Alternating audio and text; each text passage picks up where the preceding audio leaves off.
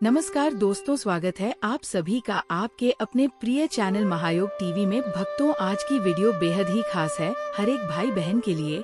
जो भी इस वीडियो को क्लिक करके आया है, समझ लीजिए, अगर आपने आज की महायोग टीवी चैनल की वीडियो को देख लिया तो आपको वो लाभ प्राप्त होगा जिसकी आपने अपने जीवन में कल्पना भी नहीं की होगी। कामदा एकादशी की ढेर शुभकामनाएं। चैत्र मास के शुक्ल पक्ष की एकादशी तिथि के दिन है 8 या 9 अप्रैल। एकादशी की पूजा विधि क्या रहेगी और कैसे आपको व्रत करना चाहिए, क्या पूजा विधि रहेगी, क्या नियम रहेंगे, इस एकादशी के भगवान को क्या भोग लगाना चाहिए, क्या मंत्र होने चाहिए, साथ ही किन बातों का विशेष रूप से ध्यान कर रखना चाहिए, ये अन्य एकादशियों से कैसे भिन्न है, संपूर्ण जानकारी हम आपको इस छोटी सी वीडियो के माध्यम से बताने वाले हैं। तो वीडियो के अंत तक बने रहना, बहुत ही लाभदायक वीडियो रहने वाला है दोस्तों, बहुत ही लाभ मिलेगा। एकादशी व्रत पारण कब करना है, नियम क्या है, पूजा विधि क्या रहेगी।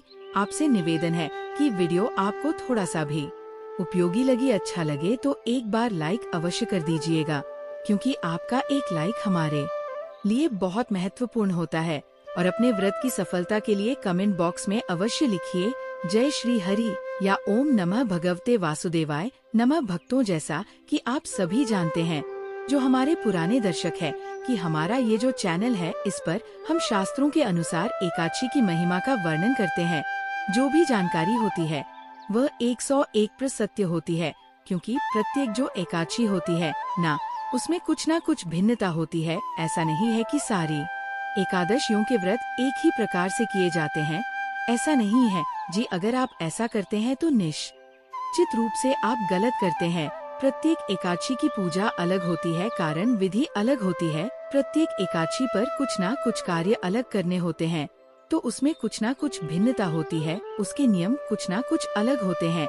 इसका हमें ध्यान रखना चाहिए, और यही गलती है जो अक्सर लोग जाने अनजाने में कर देते हैं, और उनका व्रत संपूर्ण नहीं होता, टूट जाता है। अधिकतर लोग क्या करते हैं कि व्रत करने के लिए सुबह उठते हैं, दिन में कुछ खाते नहीं है, शायद कल को जो भी को उचित लगता है व्रत के अनुसार वो आहार लेते हैं, अगले दिन व्रत का पारण करते हैं, उनको लगता है व्रत हो गया पूरा। देखिए सर, एकादशी का जो व्रत है ना, वो केवल भूखा रहना मात्रा नहीं है। एकादशी का एक अनुष्ठान होता है और स्त्री दिवसीय इसका नियम होते हैं। 3 दिन का अनुष्ठान होता है। एकादशी का केवल भूखे रहने से एकादशी का पुण्य फल प्राप्त नहीं होता है। हमारे पास बहुत से ऐसे सज्जन आते हैं, बहुत से माताएं रहने हैं, वह कहते हैं कि गुरुजी, हम बहुत लंबे समय से एकादशी कर रहे हैं, पर इतने समय से एकादशी करते रहने के बाद भी कोई पुण्य फल प्राप्त नहीं हो रहा है, हमारी इच्छा पूरी नहीं हो रही है। हम जिस उद्देश्य की पूर्ति के लिए संकल्प करके व्रत करते हैं वो पूरा नहीं होता है। साफ पूरा होगा कैसे, आप तो केवल भूखे रह रहे हैं, नियमों का पालन कहाँ कर रहे हैं। एकादशी कोई साध व्रत नहीं है। पृथ्वी पर एकादशी का जो व्रत है वो श्रेष्ठ अमृत में से एक है। अगर उसको नियम के अनुसार किया जाए तो वो निश्चित रूप से फल देता है। ऐसा हो ही नहीं सकता कि आप एकादशी का नियम पूर्वक विधि पूर्वक व्रत करें और उसका पुण्य फल आपको प्राप्त ना।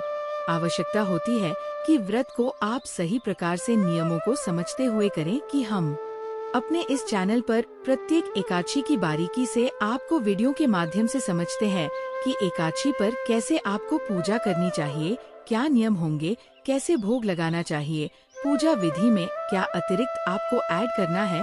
भगवान की पूजा की अतिरिक्त साथ ही एकादशी का जब व्रत करते हैं आप, तो उसमें पारण की महिमा बहुत अधिक है, और पालन को भी सही प्रकार से किया जाना अत्यंत ही आवश्यक होता है।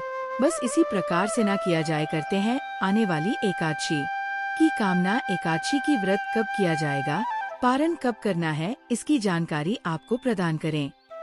उससे पहले समझना उसके शुक्ल पक्ष की एकादशी, जिसको कामना एकादशी के नाम से जाना जाता है, एकादशी का जो पूजन है कि होनी चाहिए।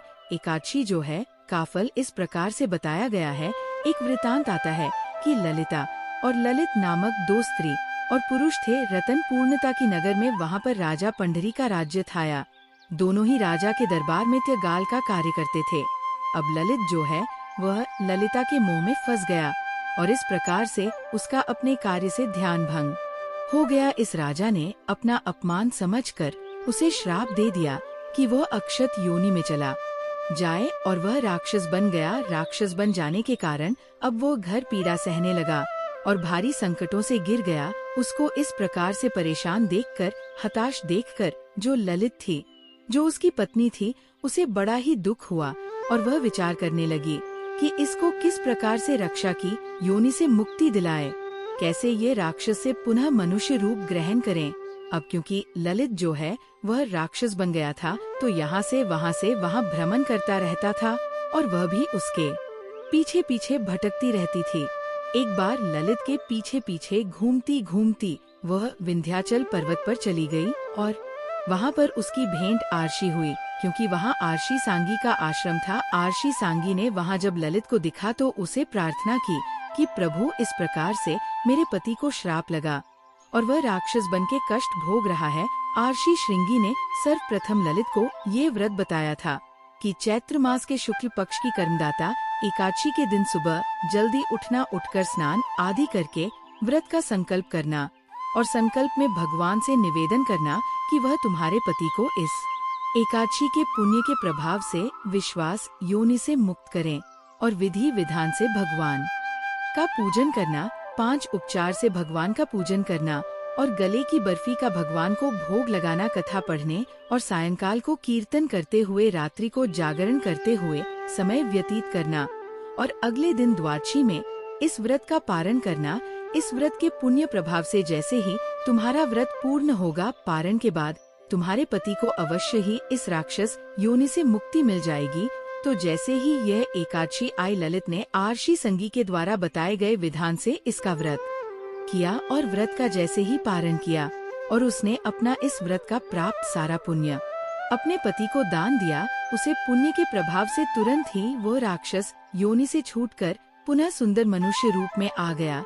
इतना ही नहीं, उसके बाद वह सभी ऐश्वर्या को भोगता हुआ वह दोनों विमान में बैठकर स्वर्ग लोक को चले गए। तो यहाँ से इस एकादशी की महिमा आरंभ हुई, इस एकादशी का व्रत आरंभ हुआ। अब बात आती है कि जो पूजा विधि बताई थी रिसीवर है, वह संक्षेप में तो हमने कथा के माध्यम से आपको सुना दी, प्रसंग के माध्यम से। अब उसको करना कैसे है तो देखिए। इस एकादशी के जो नियम है, न कि वह दशमी तिथि से आरंभ हो जाएंगे। दशमी तिथि को आपको कुछ मूलभूत चीज है जिनका त्याग कर देना चाहिए। उसमें आता है मसूर की दाल, चने की दाल, हरी पत्तेदार सब्जियां, शहद, लहसुन, प्याज आदि पूर्ण रूप से वर्जित है। मनुष्य को सायंकाल का भोजन भी ग्रहण नहीं करना चाहिए। ऐसा भी एकादशी के बारे में पुराणों में वर्णन है। अगर आप इस नियम को मान पाए हैं तो ठीक है, अगर नहीं मान पाए हैं तो भी दोष नहीं रहेगा। आप रात्रि का भोजन तो करें, परंतु भोजन में लहसुन, प्याज आदि का प्रयोग वर्जित है। लहसुन, प्याज आदि तामसिक पदार्थ न खाएं। सायंकाल को, रात्रि को आप दंत धवन करके सोएंगे और अगले दिन व्रत वाले दिन आपको सुबह सूर्योदय से पहले उठना होगा। ब्रह्मा मुहूर्त का प्रयास कीजिए। अगर संभव ना हो तो सूर्य उदय से पहले अवश्य ही उठ जाइए। उठने के बाद स्नान आदि करके भगवान भास्कर को जल्दी दीजिएगा। यह खरमास की दूसरी एकादशी होगी और खरमास में सूर्य देव की आराधना का विशेष फल बताया गया है। तो आपको अवश्य ही इसी एकादशी पर सूर्य देव को जल देना चाहिए। जल देने के बाद आपका जो पूजा स्थल है उसके साथ सफाई कीजिए। पूजा की सभी सामग्री को एकत्र कीजिए और आसन लगाकर पूजा स्थल पर बैठ जाइए। अब बात आती है कि पूजा की सामग्री होगी क्या। सामग्री में बहुत सारी सामग्री तो वो है जो हिंदू भाई बहनों के घर में होती ही है। रोली, मोली, पान, सुपारी, लौंग, इलायची, धूप, दीप जैसा भोग लगाने के लिए गले की मिठाई हो तो उत्तम है, अन्यथा आप मिश्री से भोग लगा दीजिएगा या फल से भी भोग लगा सकते हैं। चित्र अवश्य देवी जीव इसके अतिरिक्त जानू आपको लेने चाहिए। फूलों की माला आपको लेनी चाहिए और भगवान श्री हरि के स्वरूप की कोई प्रतिमा या चित्र आपके पास होना चाहिए। भगवान का आसान लगने के लिए चौकी हो तो उत्तम है। पीला वस्त्र अगर मिल जाता है तो फिर उत्तम है। यह किसकी अतिरिक्त आप गड़ा भी रख सकते हैं। कलश यदि आपके पास हो तो कलश की स्थापना भी कर सकते हैं। यह एकादशी के दिन कलश स्थापना के साथ भी पूजन किया जाता है। यह आपके लिए ऑप्शनल हो गया है। आप अगर बड़े विधान से करना चाहते हैं तो कलश रख लीजिएगा, अन्यथा केवल भगवान की तस्वीर रखिएगा। सामग्री दीजिएगा और हम पूजन विधि बताते हैं। उसके अनुसार आप सामग्री रख के और स्थान पर आसन लगाकर बैठ जाएं। जहां अपनी एकादशी का पूजन करना है, भगवान श्री हरि का पूजन करना है। उसके बाद उसमें शुद्ध जल भर लीजिए, एक पुस्तक लीजिए, उसके अंदर और एक अजमानी, जिससे मुझे राजमणि करते हैं। आज पानी ना हो तो छोटा चम्मच कोई ले लीजिएगा। तांबे का पीतल का हो तो उत्तम रहेगा। सबसे पहले स्थान का पवित्र कारण होता है और सामग्री का पवित्रीकरण होता है, तो उसके लिए फूलों से एक फूल पानी में डूबेगा, उसे तोता में, और सभी सामग्री पर स्थान पर जल की छुट्टी दीजिएगा। हम यहाँ से मंत्र पढ़ते हैं, इससे स्थान का पवित्र कारण होता है, सामग्री का शुद्धिकरण होता है। ओम ओम पवित्र हो, पवित्ररा सर्वांगा स्थान। इस प्रकार से अपने स्थान का और सामग्री का शुद्धिकरण किया है, पवित्रीकरण किया है। अब भगवान की चौकी लगाइए। पहले भगवान की स्थापना कीजिए। चौकी को भी चाहिए। चौकी पर पीला वेस्ट बिछी है, उसके ऊपर भगवान को आसान के रूप में पुष्प रखिए। उसे पंडित कीजिए कि प्रभु की हम आपको आसान दे रहे हैं, इसे आप ग्रहण करें। और यहाँ पर आप विराजमान हो भगवान की तस्वीर को स्थापित कर दीजिए किसी प्रकार तस्वीर के हाथ की तरफ। जहाँ भगवान की प्रतिमा है, तस्वीर है, उसके सीधे हाथ की तरफ घी का दिया जलाएंगे। घी के दिए के लिए भी आसान दीजिए। आसन के रूप में पुष्प रखेगा और उसके ऊपर दिया रखेगा और धूप भी रखिएगा। यह अपने आवश्यक रूप से स्थापित करना है। इसके अध्यक्ष यदि आप कलश स्थापित करना चाहते हैं तो कलश भी स्थापित कर सकती है। ना हो तो क्या करें, तो कोई बात नहीं, आप पृथ्वी पर रख कर भी पूजन कर सकते हैं। पूजा करने में कोई दोष नहीं है। यदि कोई आपको कहता है कि बिना चौकी के भगवान को नीचे स्थापित नहीं कर सकते, बेटा नहीं सकते, तो वह सरासर अनुचित है, क्योंकि हम भगवान को आसान तो पुष्प के रूप में दे ही रहे हैं। चाहे आप चौकी पर बिठा, चाहे पृथ्वी पर, जब पृथ्वी पर रख कर, जमीन पर रख कर पूजन करें। लेकिन हमारा जो पूजा विधि बताने का उद्देश्य है ना, वह ये होता है कि चाहे कोई गरीब हो, चाहे कोई अमीर, चाहे कोई साधन संपन्न हो, चाहे कि किसी के पास साधनों की कमी हो, सभी लोग भगवान की कृपा कैसे प्राप्त कर सकें, इस प्रकार से हम आपको पूजा विधि बताते हैं। यदि किसी का कच्चा घर भी है ना साहब, तो प्लीज लीजिए, बस आपका लिख लीजिए और वहाँ पर भगवान को आसान के रूप में फूल रख दीजिए। भगवान से निधन की ही, प्रभु यह आपका आसान है, आप इस पर विराजमान हो। तस्वीर या प्रतिमा जो भी आपके पास स्थापित कर दीजिए। कोई मतलब नहीं है कि अगर चौकी नहीं है तो आपको कोई दोस्त लगेगा, उतना ही फल है जितना चौकी पर रखकर आप पूजन करेंगे तब मिलेगा। अपना करने के बाद आप सबसे पहले आप अपना हाथ धोएंगे, इसके बाद जलाशमणि करेंगे तो अपने सीधे हाथ पैर जल लीजिएगा। ओम एस्ट्रो प्रक्ष समम। फिर एक मंत्र पर एक चम्मच जल आपको पीना है। एक चम्मच से जरा अपने सीधे हाथ मिलेंगे और जल पी जाएंगे। जब बोलेंगे तब ओम माधवा आय नमः जल्दी जल्दी कीजिए। ओम ओम आर शिकीशा नमो नमः। धोने के बाद आप अपने आप को तर्क कीजिए, मौली बंधी। अगर आपका पारिवारिक जान भी आपके साथ बैठकर पूजन कर रहे हैं तो उन्हें भी तिलक कीजिए, मौलिक बंद। कि भगवान का पूजन करने से पहले हमें पूजन के योग्य होना होता है, उसकी एक प्रक्रिया है। अब आप भगवान को पद्य आर्य अजमानी अर्पित करेंगे। भारतीय वर्ग अजमानी अर्पित करने का विधि है।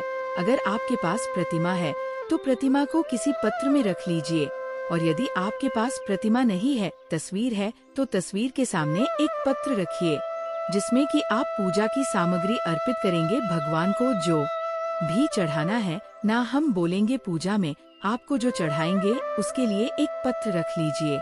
कटोरी चाय रख लीजिए, उसमें आप भाषा व्यक्तित्व कीजिएगा। वह अजमानी करने के लिए एक एक चम्मच पर छोड़ेंगे।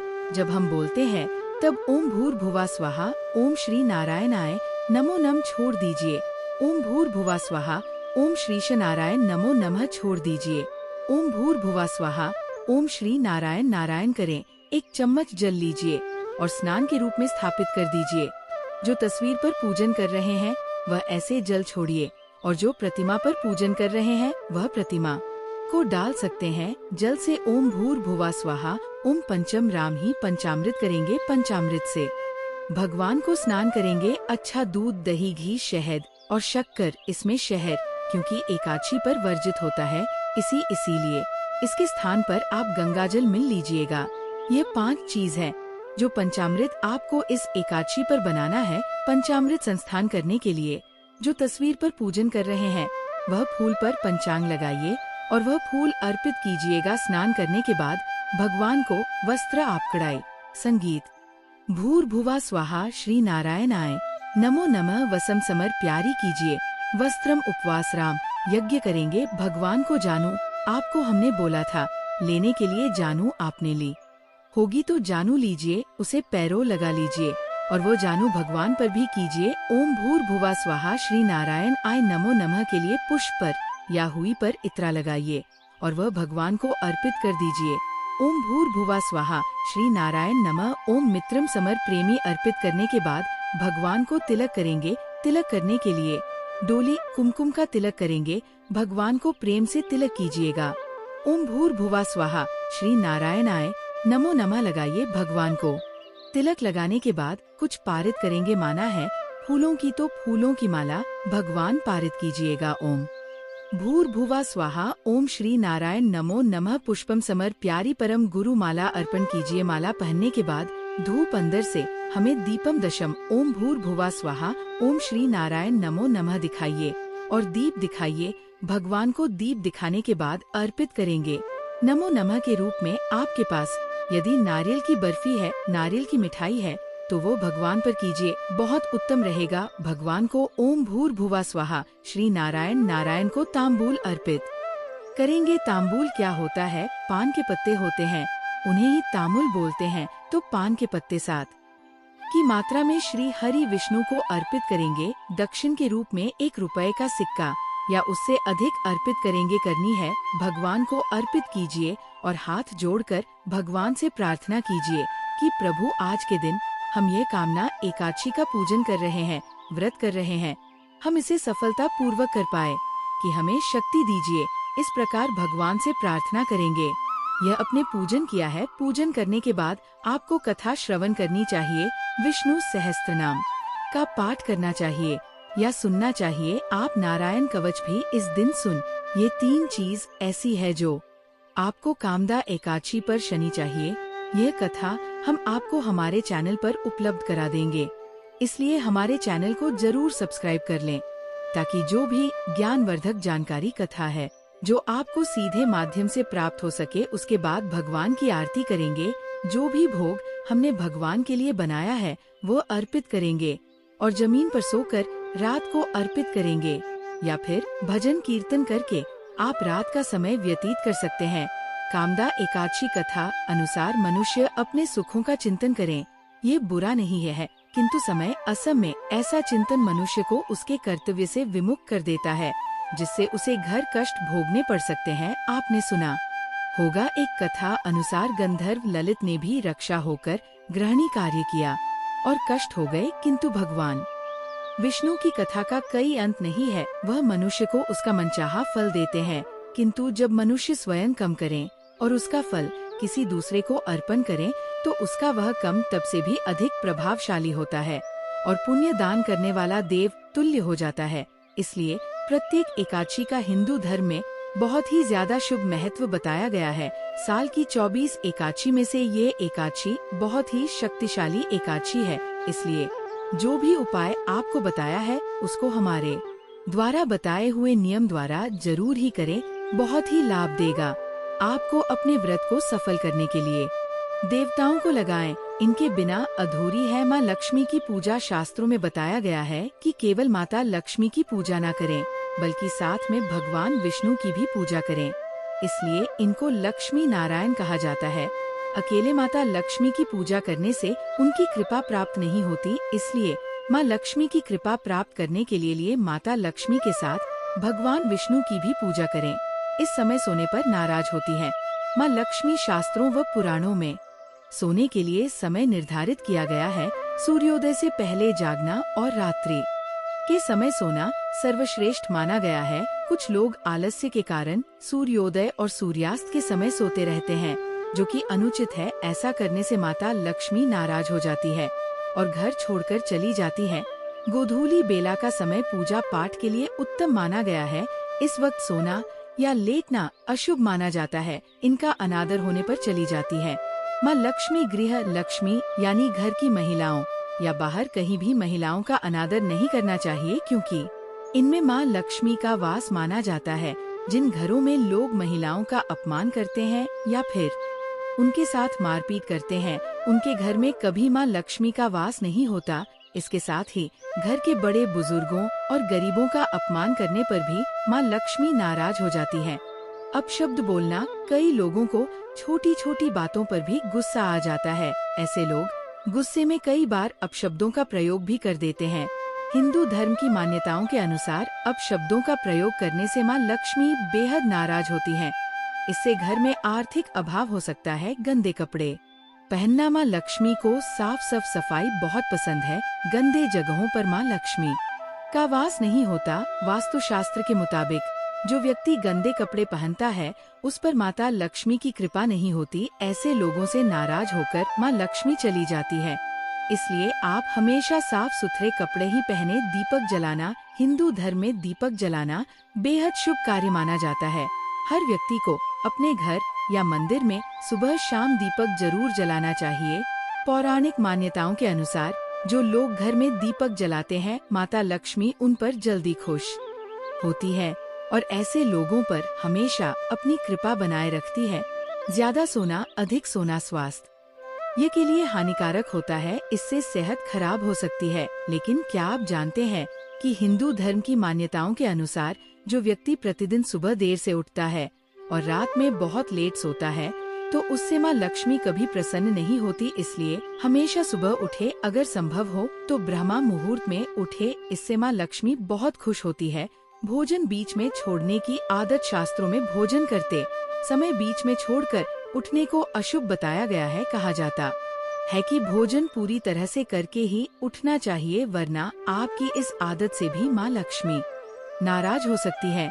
इसलिए कभी भी भोजन करते समय बीच में ना उठे, इससे घर में बरकत भी रुक जाती है। इस रंग के फूल ना चढ़ाए। कहा जाता है कि माँ लक्ष्मी को लाल और कमल के फूल बहुत प्रिय हैं, इसलिए उन्हें यही फूल चढ़ाएं। वहीं माँ लक्ष्मी को सफेद फूल चढ़ाने से बचे, क्योंकि इससे वो नाराज हो सकती है। भक्तों, अभी तक आपने महायोग टीवी चैनल को सब्सक्राइब ना किया करो तो जरूर कर लीजिए, क्योंकि माँ लक्ष्मी सुहागन है, इसलिए उन्हें सफेद रंग के फूल चढ़ाना वर्जित माना जाता है। नमक, अगर आप भी किसी को नमक हाथ में देते हैं तो ऐसा करने से बचे, क्योंकि ऐसा करना अशुभ माना जाता है। आपकी इस आदत की वजह से माँ लक्ष्मी नाराज हो सकती है, इसलिए ऐसा करने से बचे। और जब भी आपसे कोई नमक मांगे तो उसे हाथ में देने की बजाय किसी बर्तन में रख कर ही दें। इसके अलावा शाम के समय भी किसी को नमक देने से बचे, ये भी अशुभ माना जाता है।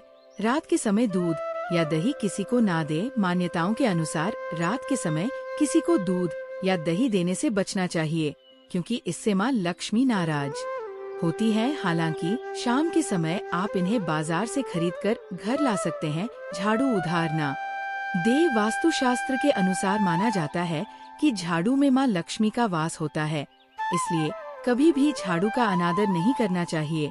इसके अलावा अपनी झाड़ू कभी भी किसी को उधार नहीं देनी चाहिए। इससे माँ लक्ष्मी आपसे नाराज हो सकती है, जिससे आपको पैसों की कमी का सामना करना पड़ सकता है। सफेद चीज उधार ना दें। शकुन शास्त्र में घर में मौजूद हर एक चीज के शुभ और अशुभ दोनों प्रभावों के बारे में बताया गया है। शकुन शास्त्र के अनुसार सूर्यास्त के बाद अपनी किचन से कभी भी किसी को सफेद चीज उधार नहीं देनी चाहिए, जैसे कि दूध, दही, चीनी और नमक आदि। पत्नी के पैसे उधार ना दें। ज्यादातर महिलाएं अपने पास कुछ पैसे बचा कर रखती हैं, ताकि समय आने पर वो उनके काम आ सके। अगर आपकी पत्नी भी पैसे जमा करती है तो वह पैसे कभी भी किसी को उधार ना दें। इससे माँ लक्ष्मी आपसे नाराज हो जाएंगी, जिससे आपकी आर्थिक स्थिति भी खराब हो सकती है। गहने उधार ना दें। वास्तुशास्त्र के अनुसार व्यक्ति को कभी भी अपनी पत्नी के गहने किसी को उधार नहीं देने चाहिए, इससे आपको धन की समस्या हो सकती है। इसके अलावा पति पत्नी के बीच लड़ाई की स्थिति भी बनी रहती है। हालांकि किसी को पहन के लिए आप गहने दे सकते हैं, लेकिन उनके बदले उनसे पैसे या कुछ और चीज ना लें। शाम में झाड़ू ना लगाएं। हिंदू धर्म में झाड़ू को बहुत ज्यादा शुभ माना जाता है क्योंकि इसमें माता लक्ष्मी का वास होता है, इसलिए अपने घर में झाड़ू को कभी भी इधर उधर नहीं रखना चाहिए। इससे माँ लक्ष्मी नाराज हो सकती है। हिंदू शास्त्रों के अनुसार सूर्यास्त के बाद कभी भी घर में झाड़ू नहीं लगानी चाहिए, इससे घर से धन चला जाता है। इसके अलावा आपकी आर्थिक स्थिति भी कमजोर होने लगती है। अब तो चलिए अब जान लेते हैं, हमें माता लक्ष्मी को दौड़ी चली आएगी। ऐसा कौन से काम करने से माता लक्ष्मी हमारे घर पर दौड़ी चली आती है? भक्तों, अभी तक आपने अपनी राशि कमेंट बॉक्स में कितना डाली हो तो जरूर ही डाल दीजिए और जय माँ लक्ष्मी जरूर लिखें, जिसकी माता लक्ष्मी की कृपा आप सभी भक्तों पर बनी रहेगी और आपके घर पर माता लक्ष्मी दौड़ी चली आएंगी। चली जान लेते हैं। भगवान कृष्ण कहते हैं, सुबह उठकर यह एक चीज जो भी खाएगा उसके घर जमकर आएगा पैसा। इसी के साथ इस वीडियो में हम जानेंगे कि सुबह के समय कौन सी गलतियां हैं जो आपको नहीं करनी चाहिए, वरना ये गलतियां बनती है आपके परिवार के विनाश का कारण। तो दोस्तों, पूरी जानकारी के लिए इस वीडियो को अंत तक जरूर देखिएगा। दोस्तों, सच्ची श्रद्धा से कमेंट्स में जरूर लिखें, जय हनुमान। दोस्तों, सुबह सुबह उठकर ये एक चीज जरूर खा लेनी चाहिए, इससे जीव भर धन की कमी नहीं होती। साल भर धन ऐश्वर्य के चक्कर में भागना नहीं पड़ता। भगवान श्री कृष्ण कहते हैं, सुबह सुबह एक चीज जो भी मनुष्य खा लेता है तो उसके घर में धन वैभव बड़ी तेजी से आकर्षित होता है। वह व्यक्ति रातों रात माँ लक्ष्मी की कृपा पा लेता है। दोस्तों, आपने अक्सर लोगों को शिकायत करते सुना होगा कि उनके घर से दरिद्रता और पैसे की तंगी दूर नहीं हो रही, वह दिन प्रतिदिन धन के अभाव में जाते जा रहे हैं। शायद ये सब आपके साथ भी हो रहा हो, लेकिन आप इन सभी के पीछे छिपे कारण को नहीं जान पा रहे। कारण है आपके द्वारा किए गए कुछ गलतियां। हमारे धर्म शास्त्रों में कई ऐसे नियम और बातें बताई गई हैं जो हमारे पूर्वज और बड़े बुजुर्ग अक्सर हमें समझाते थे, लेकिन आज के समय में को इन चीजों पर ध्यान देना आवश्यक नहीं समझते। पर जब आपके सामने धन को लेकर कई सारी समस्याएं आ जाती हैं, तब अक्सर लोग इनके पीछे का कारण जानना चाहते हैं। घर में दरिद्रता आने का कारण हम स्वयं ही होते हैं। हमारे द्वारा किए गए काम ही हमारी सफलता में रुकावट बनते हैं। अगर आप भी सुबह उठने के बाद कुछ ऐसे कार्य करते हैं तो आप स्वयं ही दरिद्रता को अपने घर में आमंत्रण दे रहे हैं। इसीलिए दोस्तों, आज के इस वीडियो के माध्यम से हम आपको उन कार्यों के बारे में बताएंगे जिन्हें आपको सुबह उठने के बाद भूल से भी नहीं करना चाहिए। तो आइए जानते हैं कौन से हैं वह कार्य जो सुबह उठने के तुरंत बाद नहीं करने चाहिए, और साथ ही हम जानेंगे कि कौन सी चीज है जो सुबह के समय खाली पेट खाने से संपूर्ण धन प्राप्त हो जाता है। लेकिन उससे पहले दोस्तों, आपसे रिक्वेस्ट है कि वीडियो को लाइक करें, अपने दोस्तों के साथ शेयर करें, और अगर आपने अभी तक चैनल को सब्सक्राइब नहीं किया तो सब्सक्राइब करके बेल आइकन जरूर प्रेस कर लें। दोस्तों, नंबर 1, दर्पण में अपने आप को देखना। दोस्तों, आप सुबह उठने के बाद सबसे पहले अपने आप को आईने में देखते हैं तो ये गलती कभी भी आप ना करें। शास्त्रों में इस बात का कई बार उल्लेख किया गया है कि सुबह पहले आपको आईना नहीं देखना चाहिए। सुबह उठते ही दर्पण में अपना चेहरा देखना दरिद्रता, दुर्भाग्य और मुसीबतों को बुलावा देता है। इसीलिए सुबह उठने के तुरंत बाद आईना ना देखें। इस बात का विशेषक आप ध्यान रखें। नंबर 2, सुबह उठने के बाद भोजन का सेवन। दोस्तों, आज के युग की बात करें तो लोग सुबह उठते ही चाय नाश्ता कर लेते हैं अथवा भोजन का सेवन करने लगते हैं।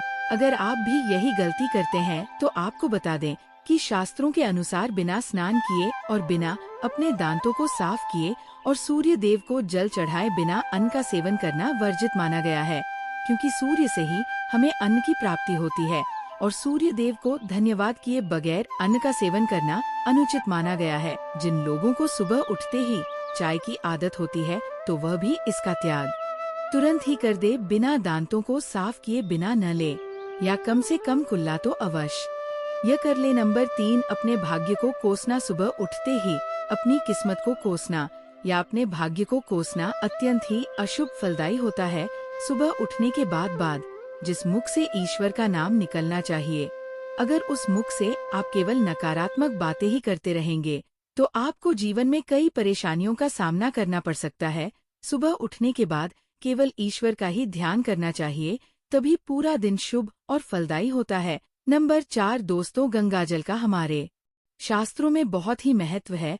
पौराणिक कथाओं के अनुसार गंगा एक ऐसी नदी है जिसमें स्वयं देवी देवताओं ने स्नान किया है, इसीलिए गंगा के जल को बहुत पवित्र माना जाता है। रात को सोते समय तांबे के लोटे वाले जल में थोड़ा सा गंगा जल भरकर अवश्य रखें और पूरी रात भर अपने सिरहाने के पास रखें और सुबह के समय इस जल को लेकर अपने बिस्तर पर इसके छींटे मारे, फिर जल को पी ले। नियमित ऐसा करें। भगवान कृष्ण कहते हैं कि नियमित जो भी मनुष्य ऐसा कर ले तो उसे युगों युगों की प्राप्ति हो जाती है।